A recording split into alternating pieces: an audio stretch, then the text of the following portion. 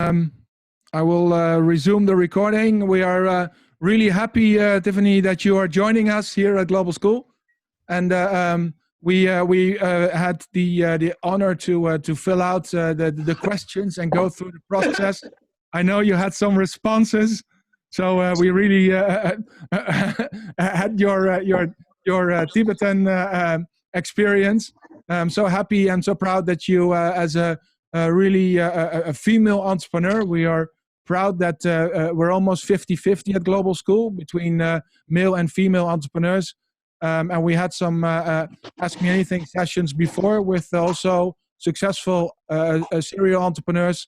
They were all male, so I'm happy that we get to speak to you and get to listen to your story about your journey and also to learn from your insights.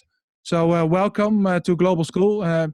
Big thanks on behalf of our students, and again, big thanks to Get in the Ring for getting us connected. Really looking forward to our collaboration in the future with the sessions on what you have to bring also to our modules. So really happy. Welcome. Maybe it's smart for you to introduce yourself to the group. Well, I know that you really want to keep it interactive, so feel free to ask them questions. For the students, if you have questions, please type them into the chat. And like the other Ask Me Anything sessions, I will be hosting and timing the questions that you type in the chat. Okay, welcome, Tiffany. Please take it away. Thank you. Thank you so much, Thomas and everyone that's on this morning. I'm really excited to be joining you.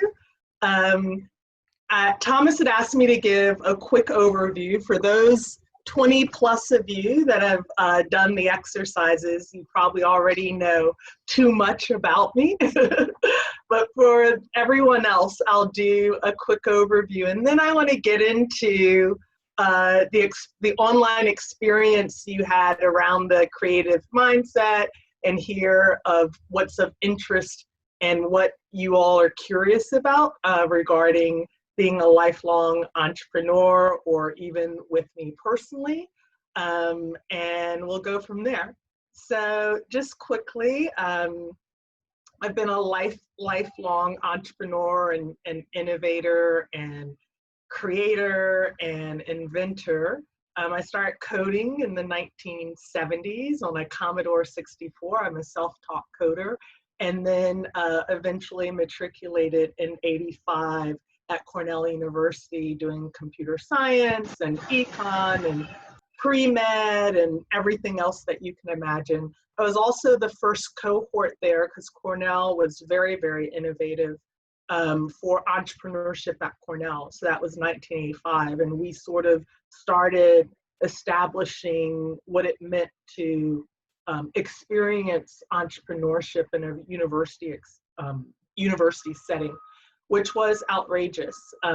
I'll say back when I first started as an entrepreneur and even as a kid, you know, I had little businesses, and then in high school I had a business. And then in university, I had my first real business that was, you know, we were incorporated, we filed for a patent, we got a patent. I will say back then, entrepreneurship wasn't revered or respected. So on top of everything, you had a lot of sort of negativity coming at you around get a real job and be serious with your life. And so it's really exciting to be alive and to witness and to still be an entrepreneur in this age of innovation and entrepreneurship and creativity, where it's part of the culture. So truly, I'm grateful to be here this morning. And my story arc has spanned now, wow, a long time. So like nearly 40 years. And so much of it was rooted in my imagination and fantasy as a child, of traveling and seeing the world, of, you know, inventing and creating and launching companies, of doing technology and being creative. And I'm a Black woman, a woman of color, born in the 1960s in the United States. And so I had the complete opposite coming from society around me. I was on the tail end of the civil rights movement. I was in the beginning of the women's rights movement in the US. I was the first of my family to be born with all of my civil rights. And on my birth certificate, I'm listed as a Negro.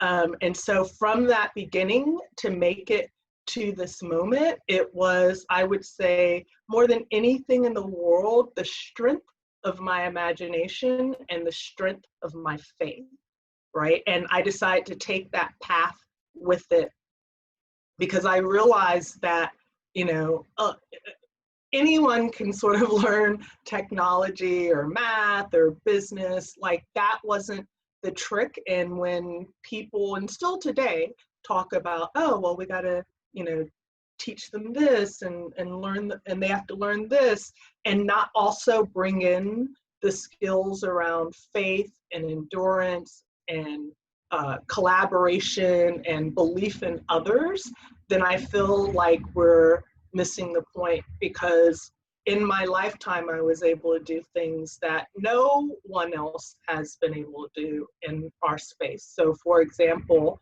I'm the only entrepreneur ever to raise $700 million as a startup and win for the digital radio space. And plus we did follow on raises off of that, but raising the second and third tranche is easier than raising the first tranche. And I did it when I was in my late 20s as, you know, a woman of color. And at the time I had micro braids down the middle of my back. And so all the things that they tell you not to do, and no one else has done that since. I'm also the only woman of color in my generation in the world to be a successful tech entrepreneur starting out in the 70s. And so when we talk about these, what people might call soft skills, what I like to call primary skills, I say as an engineer, a techie, an economist, a statistician, I minored in statistics, an MBA from Harvard, working on Wall Street, as well as the city in London in between startups. Even with all those hard skills, I say the primary skills are considerably more important, and that success is a human science. And then I'll just close out with some of my creations, which, you know, include the first one strap backpack. I collaborated with some of the money that we raised for World Space, that 700 million. We invested in MP3 and MP4 back in the 90s to help with digital radio. And I personally would spend time with the Fraunhofer Institute and the guys in their Erlangen, Germany location, trying to help them to commercialize the compression technology. Also the satellite radio startup and pioneering satellite radio and digital media. And we were doing all this before iTunes and Google and everything else. The internet had really just become legal when we had started it.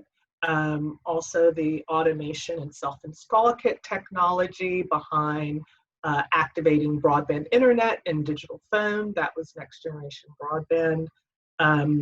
Immortal Sports, where we were developing virtual reality gaming and gaming platform. We were still a little bit early for it, but we've pivoted. And then Tribetan today, which is an ed tech company, and we focus on teaching everyone entrepreneurship and innovation literacy using the Tribetan method and our framework, and working in concert with people like Thomas and the Global School of Entrepreneurship. Because from my perspective, this creator skill set, entrepreneur skill, innovator skill, whatever you want to call it, the science of taking your imagination seriously and the science of turning imagination to reality, I think is the core skill set for the future, the way reading and writing was 4 generations ago. Because we need to transform and innovate and reimagine a lot of different things in the world. It's not something that technology can do. You need the creative strength of a human being. And I really have a desire for more people to take their imagination seriously, and for a more diverse collection of imagination to be brought into the world. So Yeah, thanks so much, Tiffany. It's so awesome to hear about the Commodore 64, because I had one too, but I only played Beach Buggy or Strand Buggy. I don't remember what it was called, but I only played a game on it. Never thought of using it to code. So I guess that's one. Yeah. So the fun thing is that what it proves to me is that if you have something in front of you, still to imagine and recognize the opportunity that lies behind it, right? I only use it to play a game. And I use the screwdriver to adjust the cassette. But you started programming on it, which makes it interesting to see, because that is the strength of imagination, to be able to imagine something from available means is quite dear to me. I use the principles of effectuation, and one of the first is bird in hand, and that's what you have available and what you can imagine from there as a stepping stone. And one of the first questions is, who am I and what do I want to achieve? So the question that I have is, if you look at the start of the MP3, MP4, that was before it was well known, correct? Mm-hmm. How do you recognize potential, and how did you get to the imagination of what that could turn into? Well, there's different types of entrepreneurs, right? Like there's creative entrepreneurs, and I'm an inventor entrepreneur, so I really like to invent and innovate. And as an inventor entrepreneur, it especially around frontier technology, right? So like satellite radio back in the mid 90s, or digital media in general. When you're doing frontier startups, it means that you're not only doing the startup, you're also making a new market. So there's all these related industries and technologies that you need to stand up at the same time in order to do whatever it is that you want to do. So for digital radio, we need to obviously work with someone who was used to building and launching satellites. I mean, it was so unheard of to build and launch a satellite as a private company back then. We needed compression technology. We needed people to build new receivers. We needed to reimagine what it meant to license content. So the first global digital radio content deal I did with Michael Bloomberg back in the 90s, and he ended up doing it personally with me because he was like, whoa, like what is going on here? It's found, if you're a content creator, that was found money, and it wasn't accounted for in the existing licensing agreements.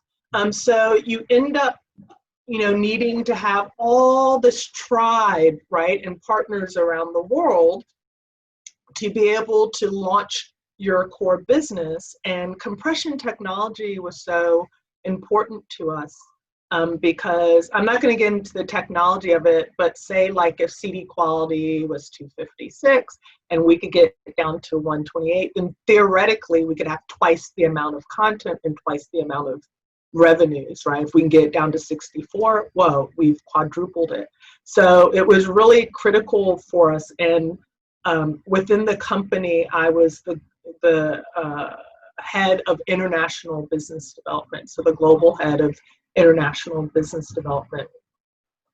And the primary player at the time with compression technology was a US player, but they weren't as strong of believers in what we were imagining and what we were doing. And so when we had some relationships and been hearing just by the, like the technical community was pretty small back then.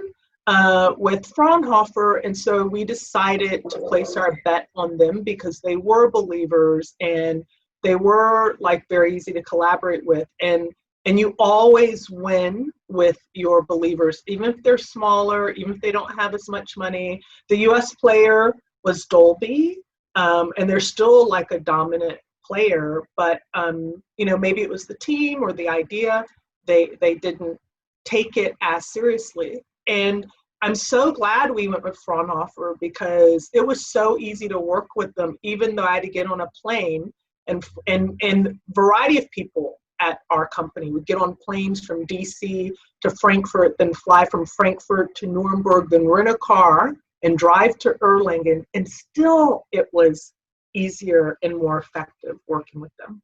Yeah, very, very interesting. If you look at because you talked about this in your video about the we, right? And the thing is that if you look at creating a we, then you said something I think is really important, and that's that you don't go out to hunt connections. But if you look at our students, for instance, we have in the group, you met her early in the call, Sonia.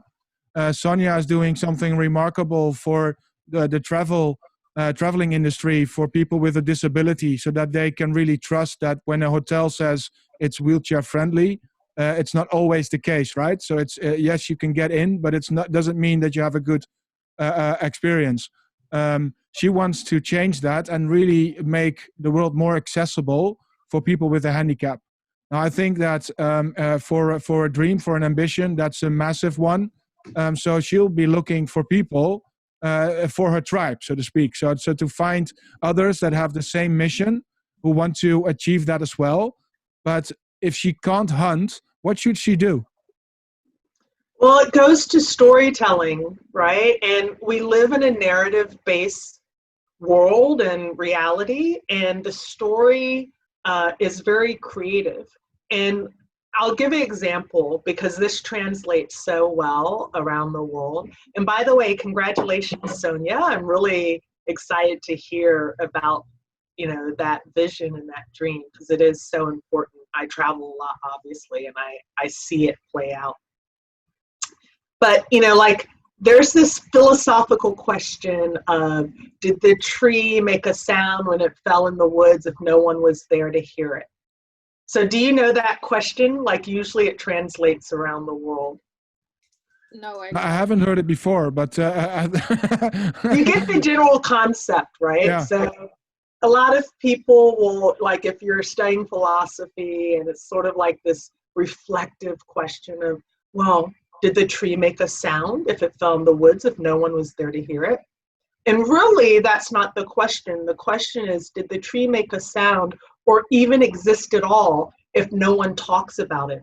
Or if they say it didn't fall, no sound, and it did, right? So the narrative creates reality. The narrative also attracts your tribe and collaborators. And as I realized, one of the benefits of starting companies and practicing so many decades ago is that I could keep going through the learning cycle. And pretty early on, I realized, wait a second, so much of this is around storytelling and narrative. We didn't have schools and classes and pitch contests and those types of things. So for the most part, as entrepreneurs, you just did what got results, right? So if it worked, you did it more and tried to get better at it. If it didn't work, you would just let it go, right? There was no attachment to anything. Yeah, it's one of the primary functions of Get in the Ring, to share the stories of the entrepreneurs across the globe. I know you are also a jury member at Get in the Ring. That's also how we got into contact. Yes. And so the whole storytelling and getting out what you aim to achieve is crucial in that sense. Sonia, I think you also wanted to comment. Yes, in your video, in your questionnaire, it said that you worked with Nelson Mandela. And I'm actually really curious how that was, because I find him a very interesting person. I would say that that was one of the highlights of my life. And even now, sometimes when I think about it or talk about it, I'll start to get emotional like I am right now. It was, he was such an exceptional human being. And for my childhood, you know, it was, we would see apartheid our whole entire lives. You know, like Martin Luther King was still alive when I was born and then was assassinated maybe a few months later. So as he always seemed relatively historic to me, but like Nelson Mandela would see him, you know, through my childhood as an actual person going through all of this. And so when I was in my 20s and he was released and witnessing that, and then we're launching satellite radio and he's going through Truth and Reconciliation, and he asked, well, would you launch this technology over Africa and the Middle East first so we can connect our country for what we're doing? I mean, it was mind-blowing, you know, like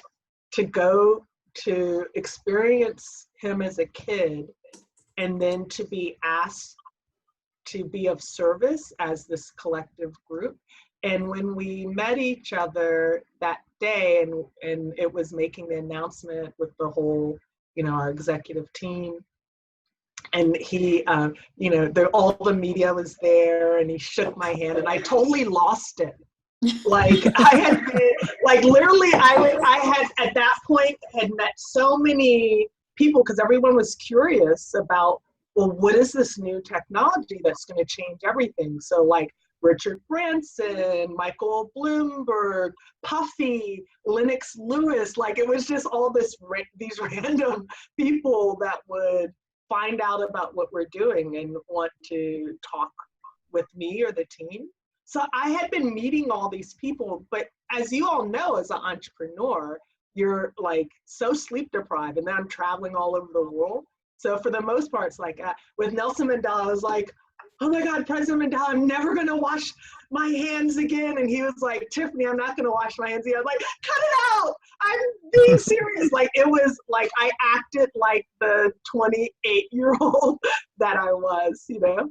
And we did do it. We did launch the satellite first over Africa and the Middle East, which might have been a first to have new technology first launched over there versus the US. We did the US second.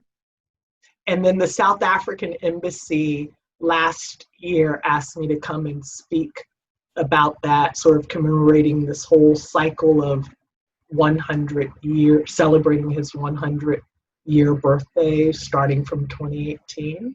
And what was interesting to me, and I'll stop here, I mean, obviously as an entrepreneur, I'm a talker,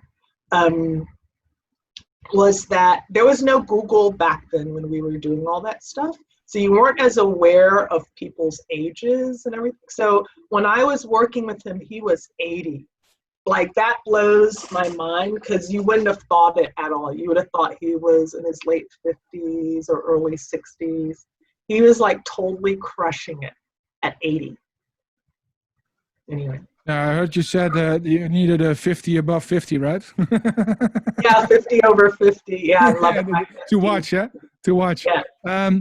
So what I really liked is also in the introduction you said about the soft skills being primary skills. I think it says something about the priority you should give to developing those as an entrepreneur. Is that true?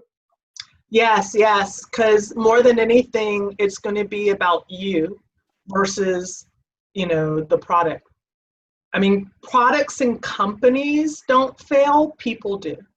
I don't know what you all see in the Netherlands as far as the whole cupcake thing, right? But in the US, people will make millions and millions of dollars off of cupcakes and cookies. So that tells you all you need to know about whether it's the product or the person. One of my co-founders for Next Generation Broadband, who is Australian, at the time we were starting that technology to automate broadband internet and digital phone activation. So all this complicated stuff, and we had to put all this money into developing the prototypes and the betas.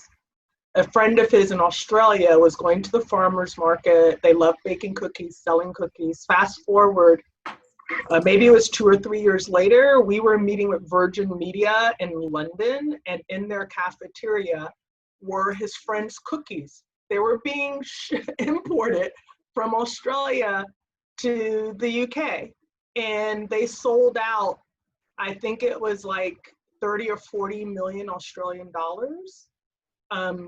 So it's not the product or the company or the invention. I'm all into the high tech stuff. It's at the end of the day, the person.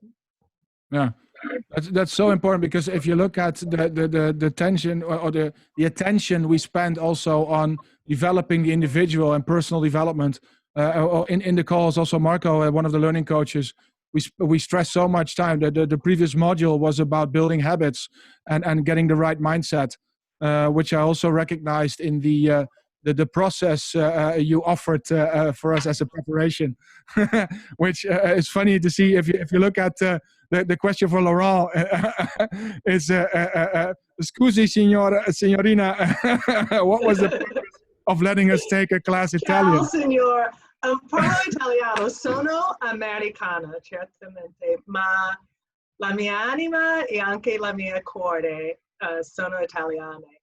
Parlo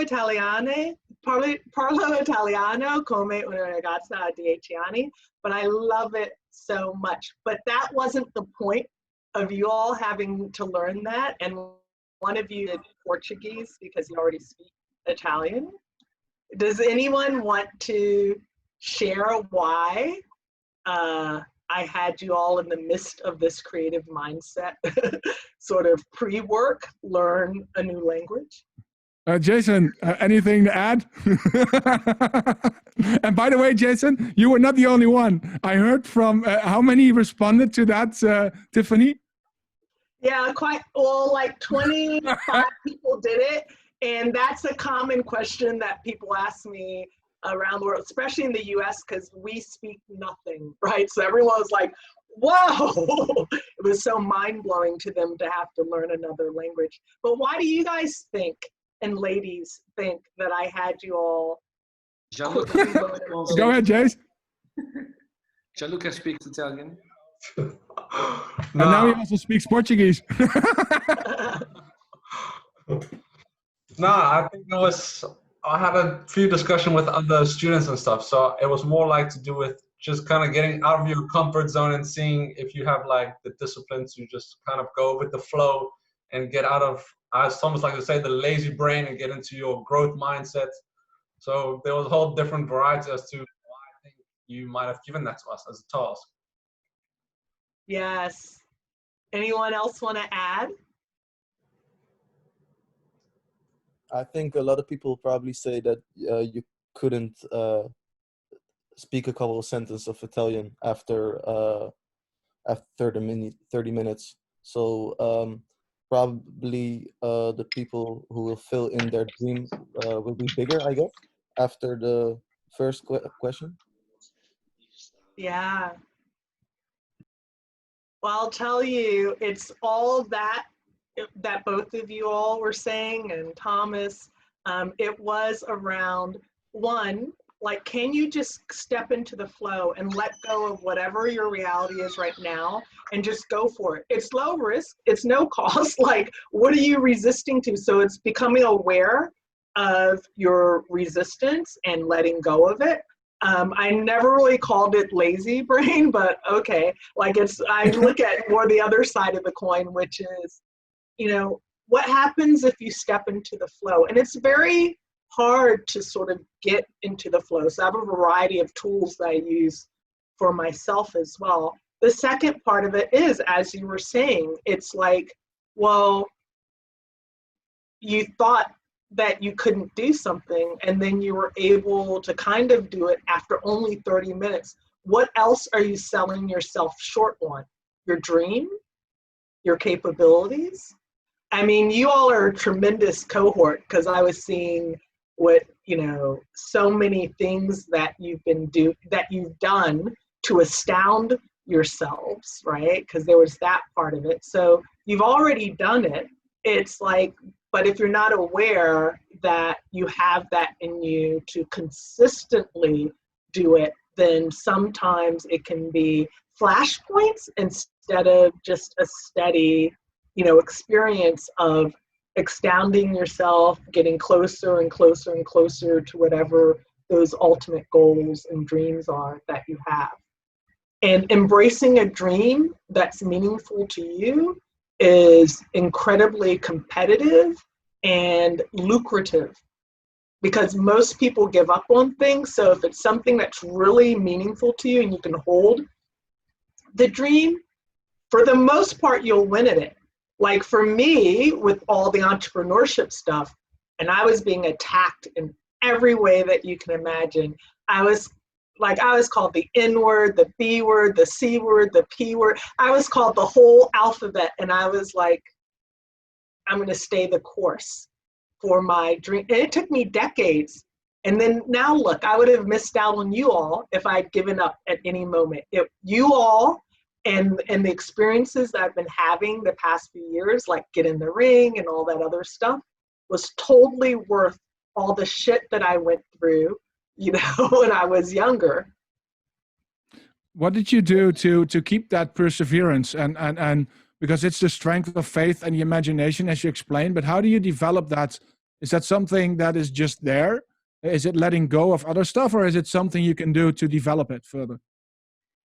Yeah, well, so much of it is mindset.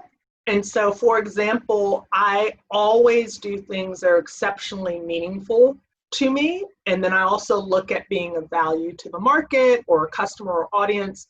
And then, how we then craft whatever that product or service is. So when I take the first step of something, I always say that I'm taking the last step at the same time. Like I just make a wholehearted commitment not to stop. I'll pivot, I'll reimagine, just like with Tribetan, right? Like we were doing all this live stuff and in a matter of days lost everything. Okay, so now I've been reimagining the virtual experience, including one of the most exciting things is I've been going on air and doing virtual co-working, a term I call social productivity.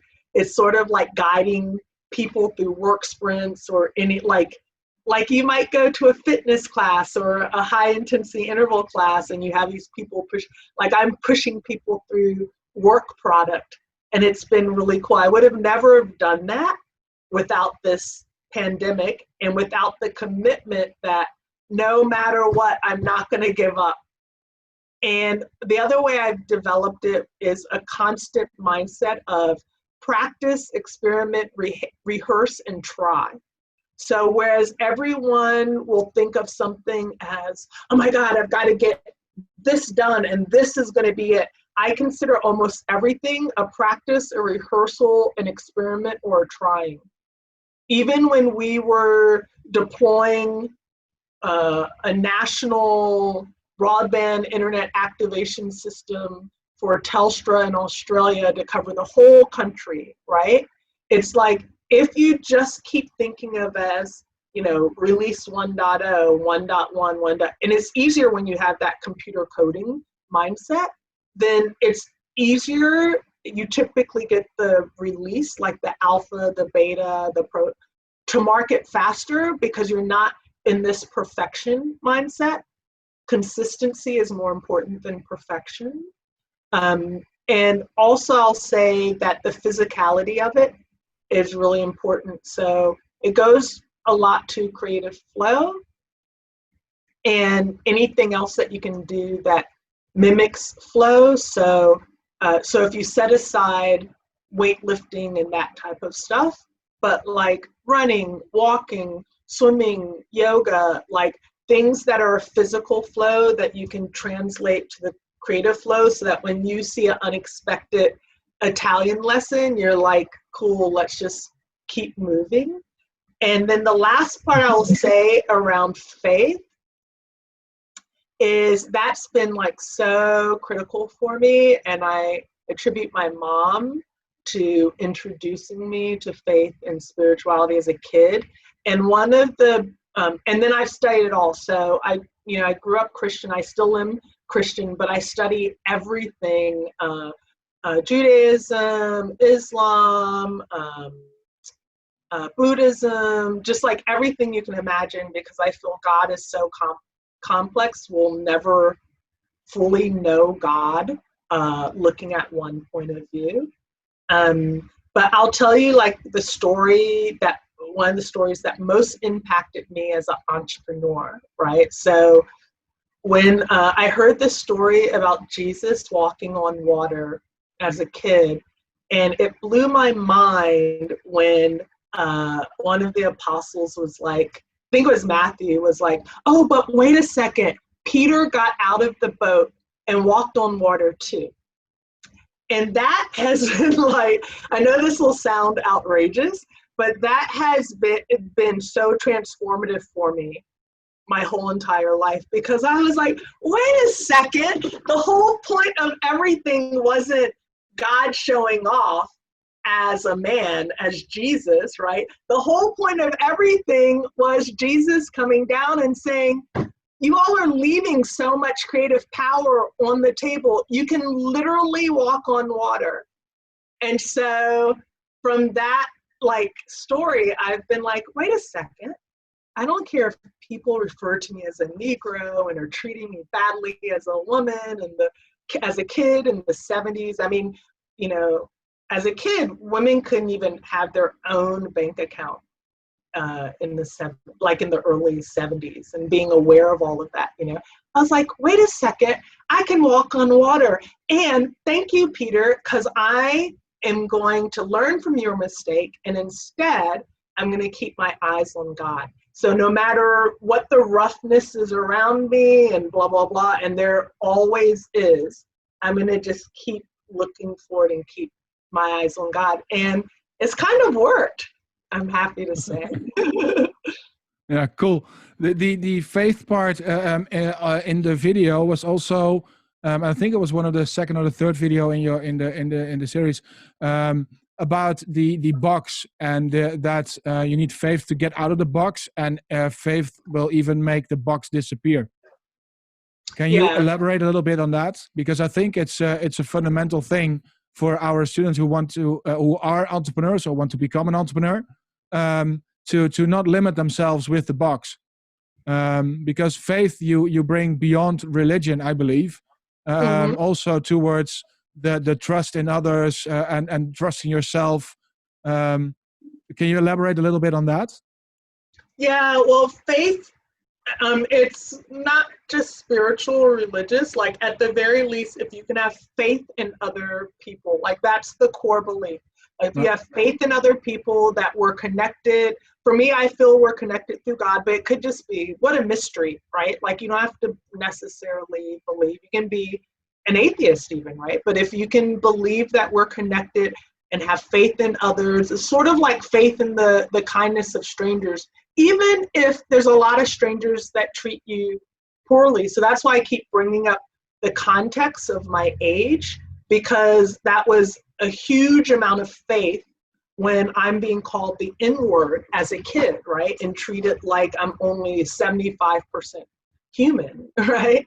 And still I had faith in other people, that my believers existed somewhere, that there was a Thomas out there that hadn't even yet been born, right? And look at us, Thomas, we're gonna be doing cool things together. I had that level of faith in other people. Actually, the key thing is not to just think it's about you. If you think it's just about you, it can get very scary very fast when you're trying to do exceptional things, like, say, for example, raising the $700 million and then having to perform against it, right? That can be really scary if you're thinking it's only me that has to figure this out, right? Yeah, So, the whole part about the faith and that the right things will happen. This even today, and I keep getting back to Sonia as an example. But today, if we also had the class on affirmations, and it's quite related, right? That you have the faith and this trust that you will find the people around you that will help you proceed. And even today in the call where Sonia is now doing virtual traveling because of Corona and the lockdown, and the guide in Barcelona is unreachable, or doesn't respond anymore to messages, but the session is set. Griffin was in the call and helped out with a Dutch-speaking guide in Barcelona. So the whole, what are the odds? But knowing that with you talk about the 7 billion, but with the people in the ecosystem of Global School and also outside of it, the world, thinking of how it's possible to create stuff you can imagine. It starts with your imagination, correct? Yeah, it's always imagination first. What are some of the affirmations that you guys are learning? I'm curious. Okay, guys, come on, chip in.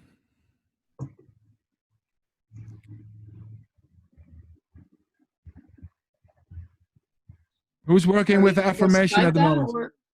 I have a couple, but it's in Dutch. Can you translate them, Laurent, into English? Yeah. So I was like having a little bit of a down period. So this affirmation, there were only 2 sentences. One was, I am hopeful that I will feel better. And the other one was, I will believe that everything is going to be all right. So yeah, that was just my affirmations for like a couple of weeks. Awesome. Let's hear it in Dutch. Sorry? I want to hear what it sounds like in Dutch. Oh, ik ben hoopvol dat ik mij beter kan voelen. Ik geloof dat het beter zal worden. And then on and on and on and on. Cool. Thanks so much for sharing, Laurent. Kimberly, can you share yours too?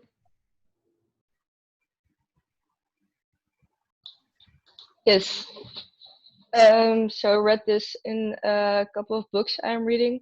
So every day in every way, I am getting better and better. And that's like, for me, it's applicable to everything. Yeah. Love it. And yours, Joelle? Thanks for sharing, Kimberly.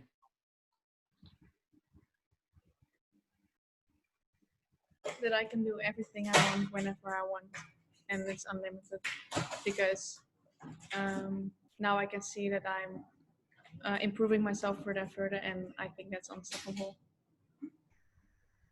Awesome. I'm loving these affirmations. That's it's something that Milena, one of our learning coaches, really loves to facilitate in. It also it stresses the part that we also believe that soft skills are the primary skills, and then around that we build businesses and business concepts. If you look at your background, Tiffany, you have a background with Harvard, correct? Yes.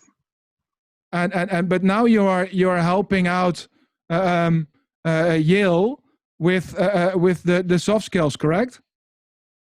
Yeah. So literally, we're just finalizing everything yesterday and this week, but I'm going to be working with Yale University and their summer cohort of entrepreneurs and innovators around some similar work that you all did with the exercises yesterday. So the Tribetan mindset, the Tribetan skill set, and then really drilling down on persuasive storytelling for entrepreneurs and innovators. So all that storytelling, we have a storytelling framework as part of Tribetan to be able to, attract $700 million, attract partners and customers.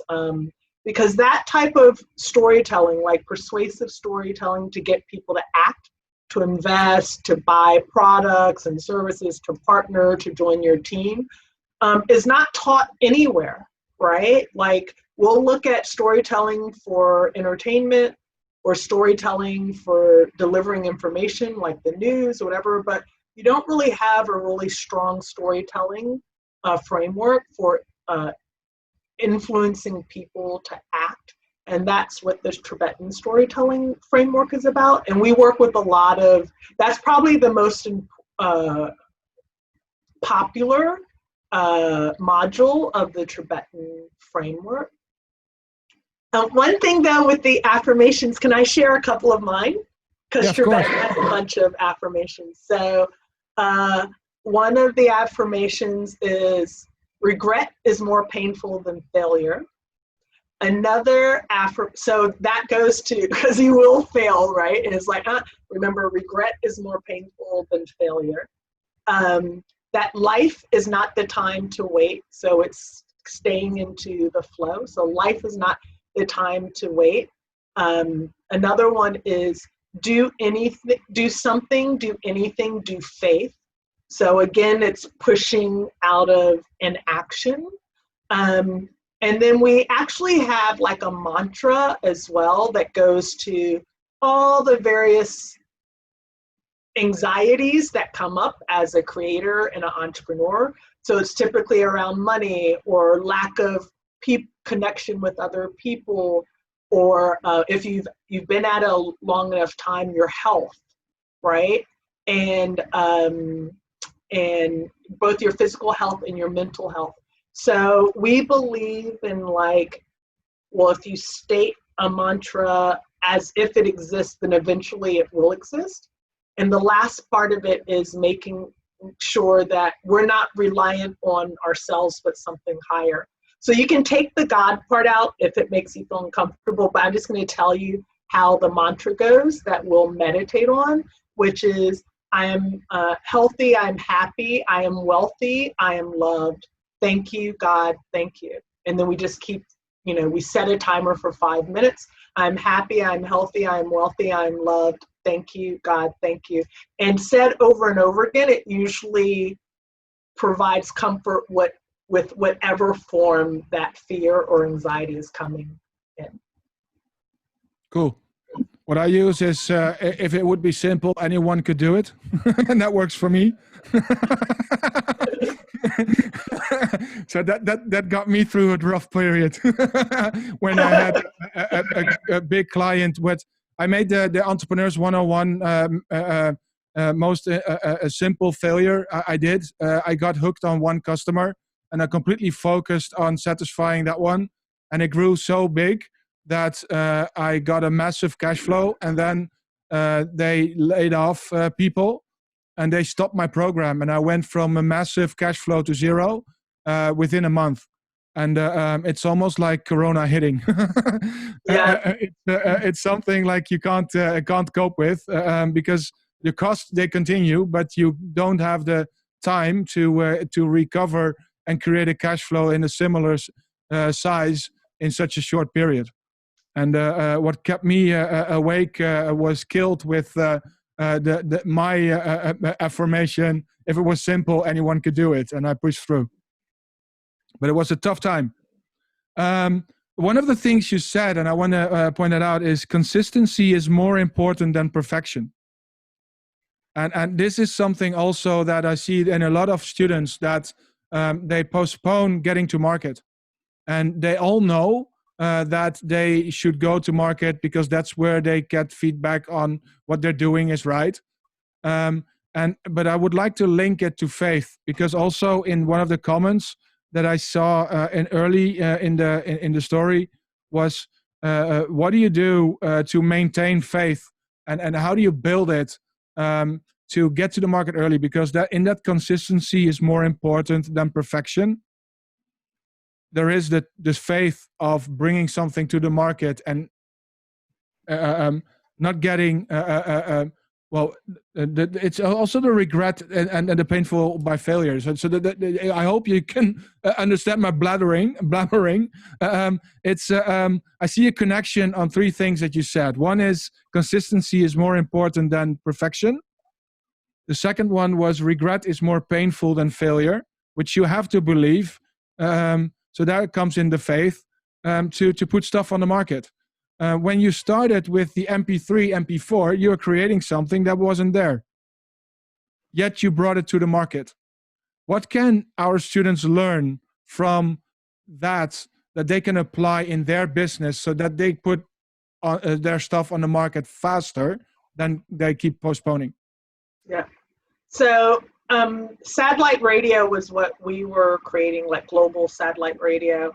and MP3 and MP4, like Fraunhofer had already started on it. It just wasn't productized. Like, it's one thing to create something, it's another thing to bring it to market, right? On scale. One thing I'll talk about to give an example is more something we're all going through right now, which is the pandemic. So say with Tribetan, we're ed tech, we were doing a lot of live experiences, we were booked for 8 out of the 12 months of 2020, and in a matter of days, all of our revenues went away, right? And we were starting to transition to online stuff to scale, but I had in particular wanted to do all the in-person stuff to hone the product and the service, because it's fantastic feedback loop, right? To be speaking in front of 1,000 people and them reacting back to you. So pivoted, start Tribetan virtual, and start speaking to people about, well, Tribetan, what are your needs, like in the first couple of weeks of March. And very early, this whole concept of, well, we need help, like continuing to show up for ourselves or for our company, or like all of this is so scary and we're stay at home, and it's like, oh, okay, let's do virtual co-working and social productivity, but not just we all come online, but I will push people through, because as I mentioned, I've been doing startups for 30 plus years. And what I didn't mention was all of my startups, including the backpack company, were global. So always had international either founders or partners or customers or all three, right? So that means we always had virtual teams operating under uncertainty. So that came up very early in the first couple of weeks. By March 25th, we went live. So within a few days of the idea, we went live, which meant I had to go live, right? And if you've met tech entrepreneurs, most of the time, like we're in a hovel, like not sort of thinking about going on air, right? So it was a bit of a shocking experience for me personally, sort of scary to go on air, but went on air as soon as possible, because the most important thing was to go to market, because we couldn't know the impact until we went to market. The first time I went on air, the first few times, it was 1 or 2 people in the audience that I was doing it with. That's all I needed. I've now done as large as 30 or 50 people at a time coming to the productivity show, But those first few times, and it changed everything from what platform we use to the whole setup, like, oh, it has to be specifically in my office, to how to operate in this online environment. So much of it is it really is a mindset shift of the most important thing is to touch another person, either by providing them delight or solving a problem. The most important thing isn't the perfection of the product or the service. The most important thing are the benefits, right? So we're going to teach people mindset of an entrepreneur so that they can achieve their goals and dreams for personally or their company. That's a benefit, right? Like, we can do it perfectly, or we can just do it the way we're doing today. The most important thing is that impact, which is why, although the new version of the experience you did last night wasn't ready on the new platform, so I didn't cancel the whole experience. I moved it to Google Forms, right? The most important thing are the benefits versus the features. The features are, we're doing it on Zoom. The features are, the platform is on Teachable. As people will focus so much on the features, but the most important things are the benefits to another human being. Yeah, thanks so much. That's absolutely true. Any other questions from the group? Because it's 4 o'clock. I'm also respecting your time schedule. I think we have a few more minutes for a few questions. Do you guys have any additional questions? Will you come visit us if you're in Amsterdam? Good question, Laurent. Yes, I love Amsterdam too. I miss being able to get on planes and travel. I'm 52 countries now. I keep a spreadsheet in case people are wondering how I know that number. And that's been one of the hardest parts of the pandemic is like, I would have loved to have been there. I definitely will in the future. And then we can hang out or. Yeah, what I'm also looking forward to is opening up shop in the US and then bringing students over for a module as well. So we are definitely going to look into that too. Any other questions? Preferably in the same type of angle. No, you can ask me anything. Might not answer it. Jort has a question. What you have achieved so much, and that's my adding. But what would you still like to achieve? And then comes the sad part before the end of your life. Yeah. So, I mean, my mortality is motivation, and so I don't like shy away from death. There are a lot of things I still want to achieve. So. I have this other invention around definitively proving that we are all connected in the world. And so I'd love to get like a PhD in, it would be a hybrid degree in applied physics and theology and prove that before I leave this earth. I also am really interested in rolling out I've innovated aging. So I had a whole thesis from when I was at like 30, 32 about what aging is and isn't, and then start to apply it. I did talk to some of my friends from Harvard about it, and they were like, you are crazy. But I feel like it's working because I'm 52 now. And so I want to start rolling that out, this whole theory as to what's really happening in our body as time passes on. I do want to go to 119 countries. I still want to have my soulmate. So we didn't talk about the personal aspect. Like I was so unusual for my generation that I made a trade-off. Like it was hard to find a man who could fully embrace someone like me who was inventing and creating and traveling the world, which means that I was away a lot. So I would love that. And I think I might be in that moment right now. And this is more after I die, but my ultimate goal in life has been the moment after I'm dead. And that awareness of, okay, did I do well? Yeah. Cool. Let's see, because we got some additional questions. Yeah. And I'm until about your mantra. Could you repeat your mantra again? As Jess would like to write it down.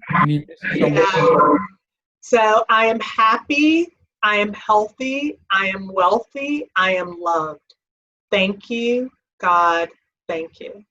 So the happiness is the mental health, the healthy is the physical health, the wealthy is all the financial stuff you'll worry about with a company, and the love is the human connection, and then the thank you, God, thank you, is the gratitude and also recognizing it's not just about you. If you want to take the spirituality out of it, some of my tribe just does thank you, thank you, thank you, but the expression of gratitude.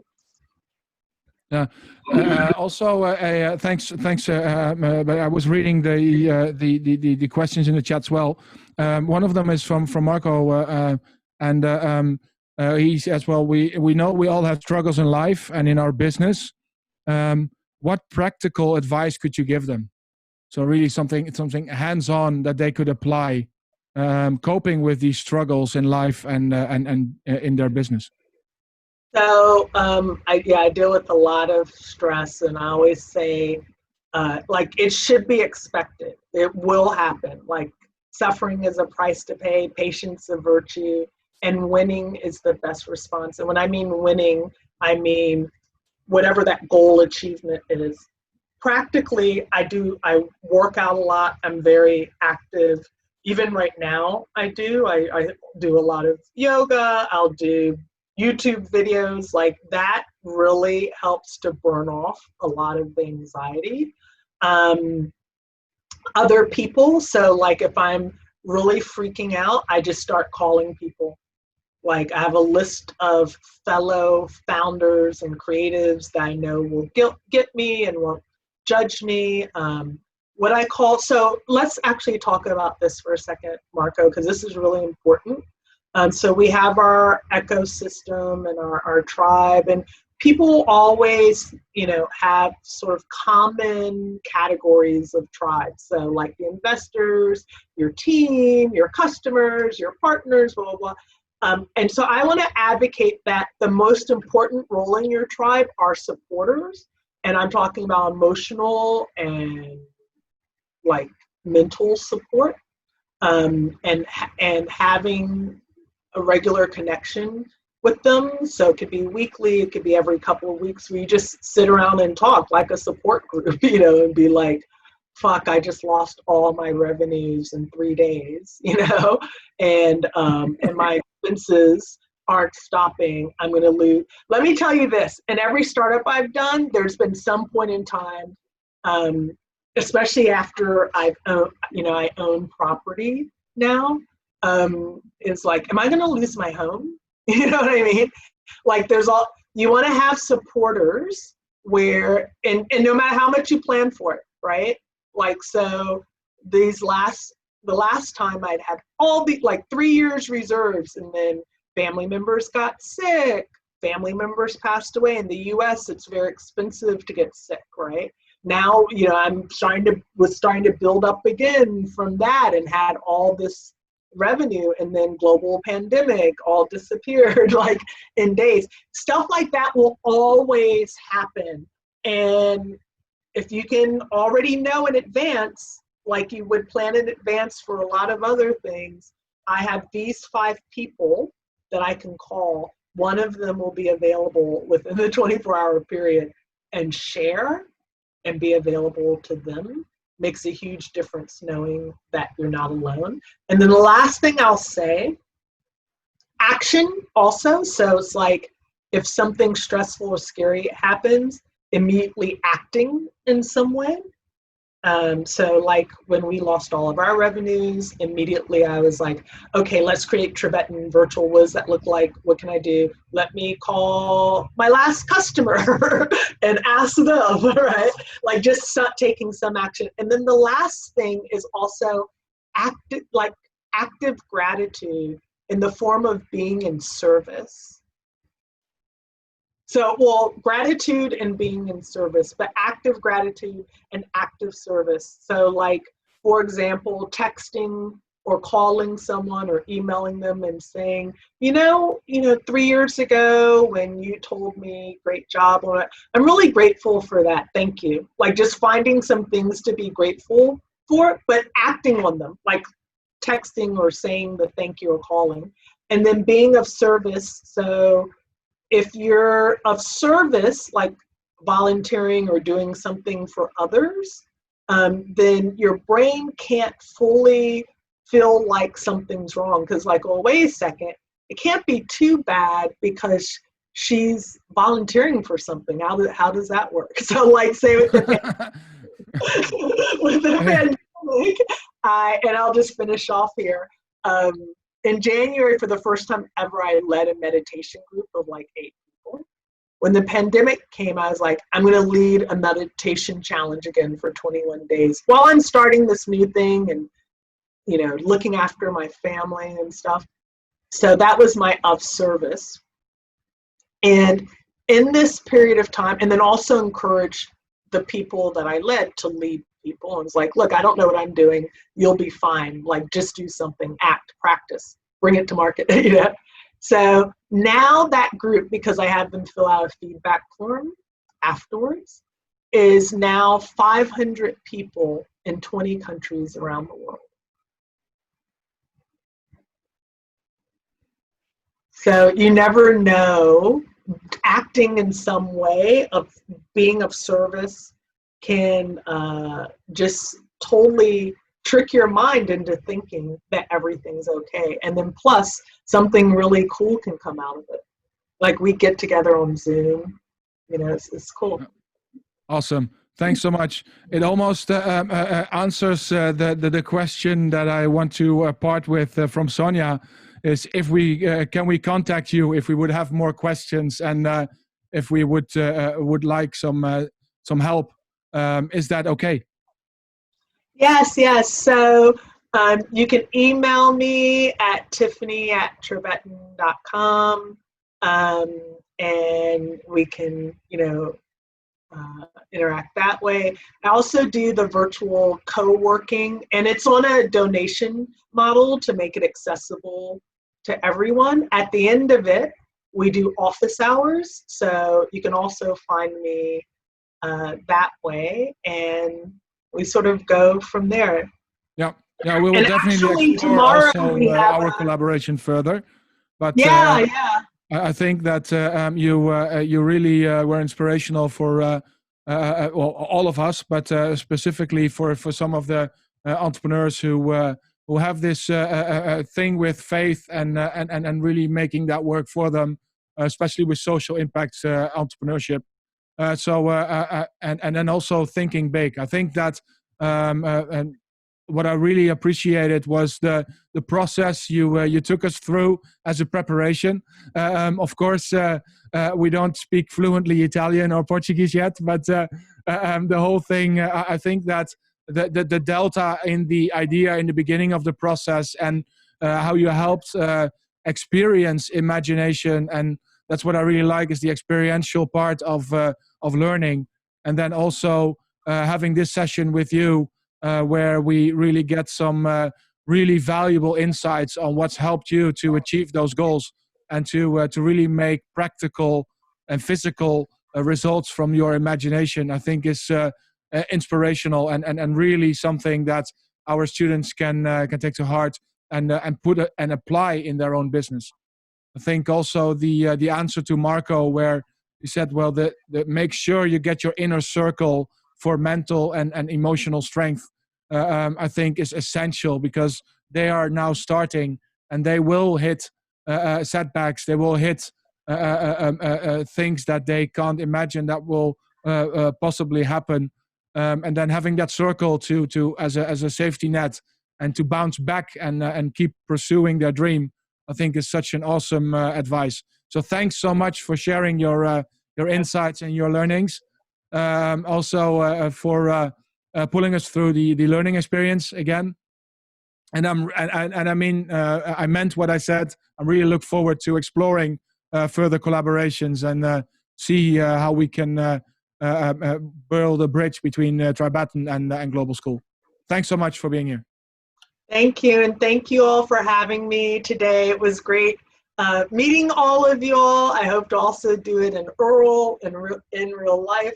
And congratulations on the journey that you're on, and I wish you all the best for your projects and organizations and dreams and goals. And also, and I'll finish, because we're in the middle of a pandemic, to know that, you know, this will pass. It always does, and we will endure by looking out for each other. Yeah. Thanks so much. A question to the group. Please put on your webcams if you don't have it on yet. I would like to give an ovation, standing ovation to Tiffany. So let's switch to gallery view. Switch on cameras. Thanks so much. Thank you. Wait a second, I'm gonna switch to gallery view so I can see it. Oh my Here God. it comes again.